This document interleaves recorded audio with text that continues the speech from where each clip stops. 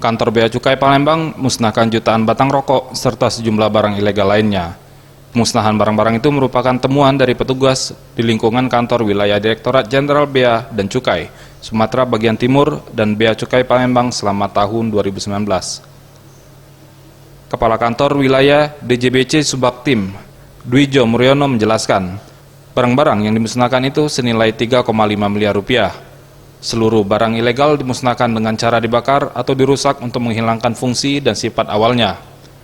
Barang yang dimusnahkan tersebut dikategorikan barang yang dilarang dan dibatasi. Ditambahkannya, petugas di lingkungan DJBC Subaktim rutin menggelar operasi pada titik tertentu dan secara acak. Dalam catatannya, penindakan hasil tembakau dan tembakau iris minuman mengandung etil alkohol atau MMEA, serta HPTL yang menggunakan pita cukai bekas atau palsu dan bukan peruntukannya. Lartas itu kepanjangannya larangan dan pembatasan. Jadi Bea Cukai menerima titipan dari beberapa instansi tentang barang-barang yang kalau masuk ke Indonesia harus ada izin. Kalau nggak ada izin maka dilakukan penegahan.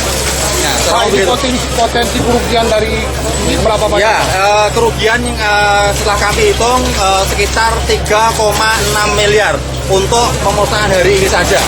Dan ini pemusnahan yang kesekian di wilayah Subaktim karena ya di Tanjung Pandan, di Pangkal Pinang, di Jambi juga sudah sangat sering dilakukan pemusnahan. Tim Liputan Sriwijaya TV.